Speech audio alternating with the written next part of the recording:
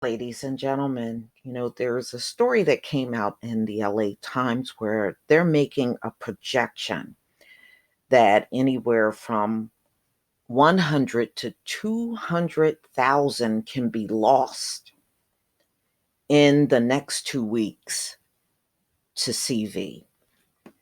So this is the LA Times, March 31st, 2020.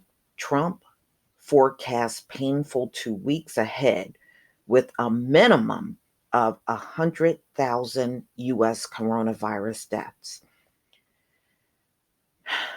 Wow.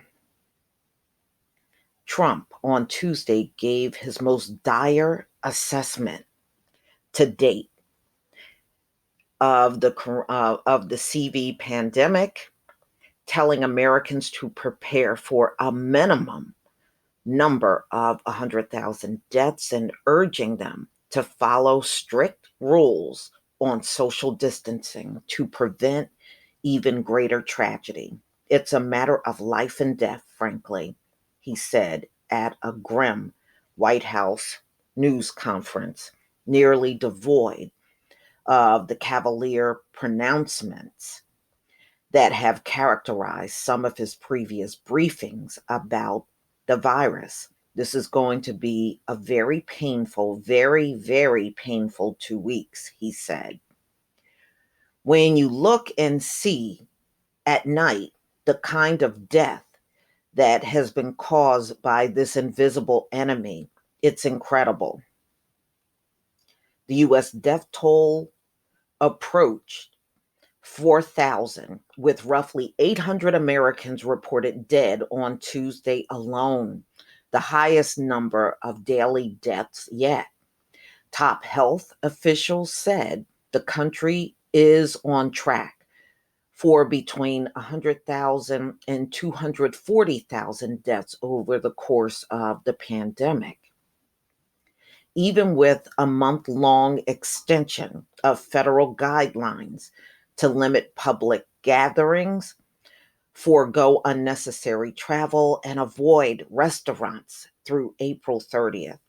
Each of us has the power through our own choices and actions to save American lives and rescue the most vulnerable among us, Trump said. Every citizen is being called to make sacrifices. Every business is being asked to fulfill its patriotic duty. Oh boy. Every community is making fundamental changes to how we live, work, and interact each and every single day. Although state officials continue to complain about worrisome shortages of medical equipment, which has still not been resolved, Trump insists they are rushing to deploy more ventilators and set up battlefield style field hospitals. California and Washington appear to be making progress in slowing the spread of CV, according to government data. But New York and New Jersey are facing exploding caseloads. Health officials said they're focusing now on limiting similar outbreaks in other places.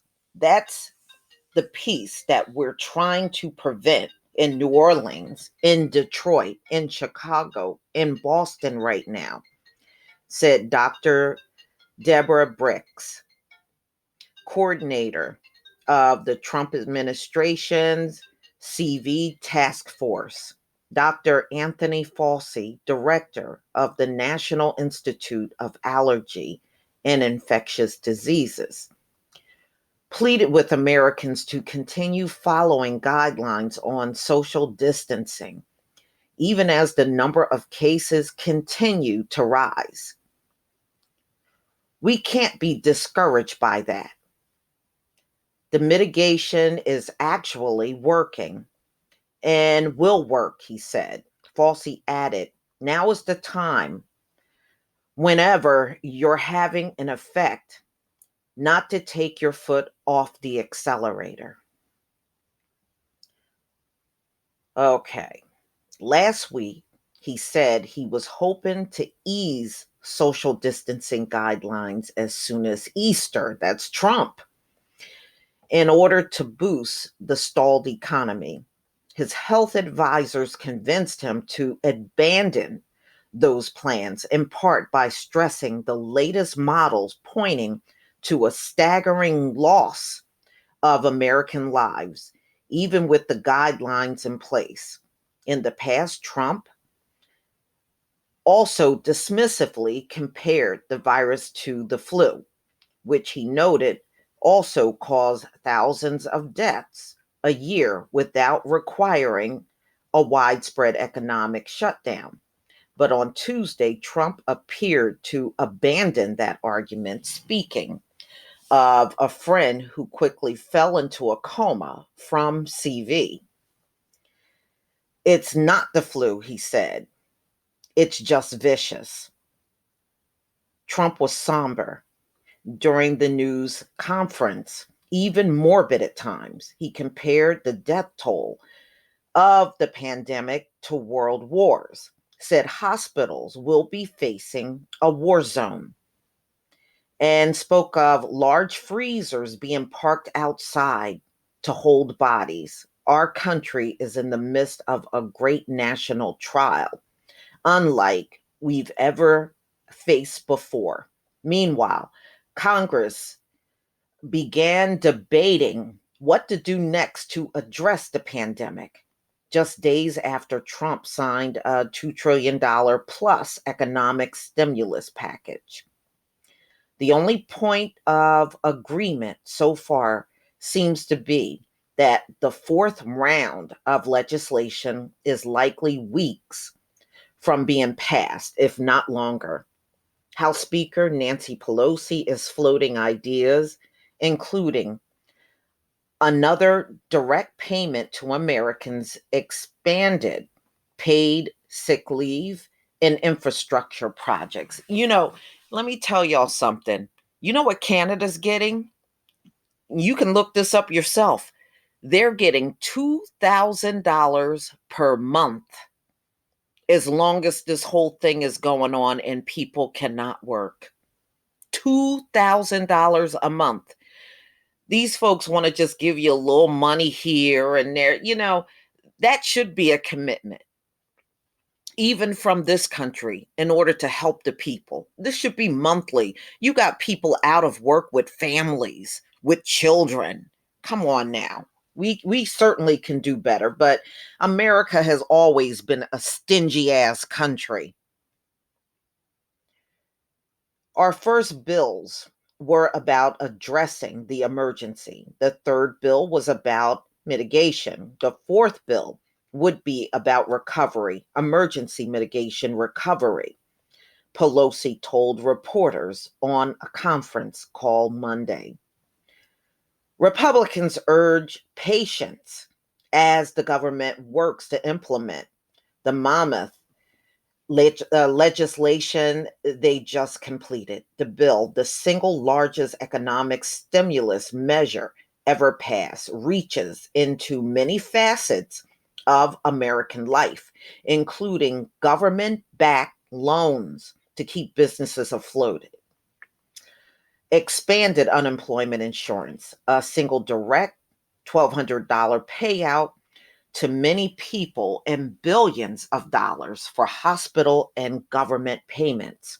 First, we need to see what the effect of the current bill is. The Treasury, of course, is wrestling with all this complicated effort to speed checks to individuals and small businesses to get us through this period until the healthcare pandemic begins to subside.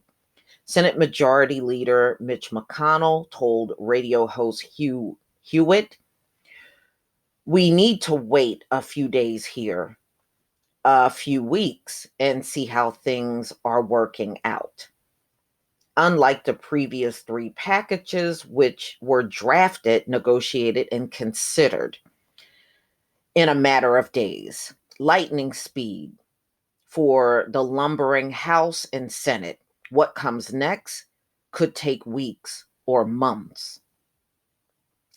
Both the House and Senate are not scheduled to return to Washington until at least April 20th, allowing members to stay at home with their families. The last bill was largely negotiated by Senate leaders and the White House, and some House Democrats felt their priorities were ignored. The bill before that was largely negotiated between House leaders and the White House, with some Senate Republicans feeling their priorities were ignored.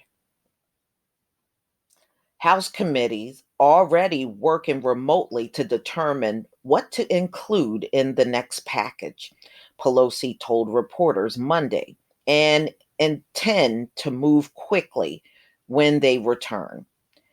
I do think that it is really important that as soon as we are here, we are ready to pass legislation, she said. In addition to sending more money to cities and states facing a drop in tax revenue, Pelosi said, Congress should consider things that didn't make it into previous legislation, like expanded paid family leave, new safety regulation for workplaces to deal with airborne viruses, and money to shore up pensions. She also suggested that the next package might be the time for Congress to consider an infrastructure package that would include improvements to broadband, water systems, and the energy grid. So, mm-mm-mm. So, ladies and gentlemen, this is what they're going to do. So, it's a one-time $1,200 to each American. And of course, you get additional money if you have a family with, children. But like I said before, if Canada can do $2,000 a month, I don't see why America can't do that. I mean, the circumstances are something that does not happen all the time. But I'm not surprised. Like I said, stingy nation, always been that way, always will be that way. But it certainly will help many people that got to pay rent, got to pay mortgages, got to take care of children, have to provide food for their family. All of that would help. But y'all, please tell me what you think, because you are not going to get that much money on no unemployment up in here. I think everybody knows that. Please leave your comment and subscribe. Don't forget to hit on the notification bell, and I'll see you on the next video. Peace, family.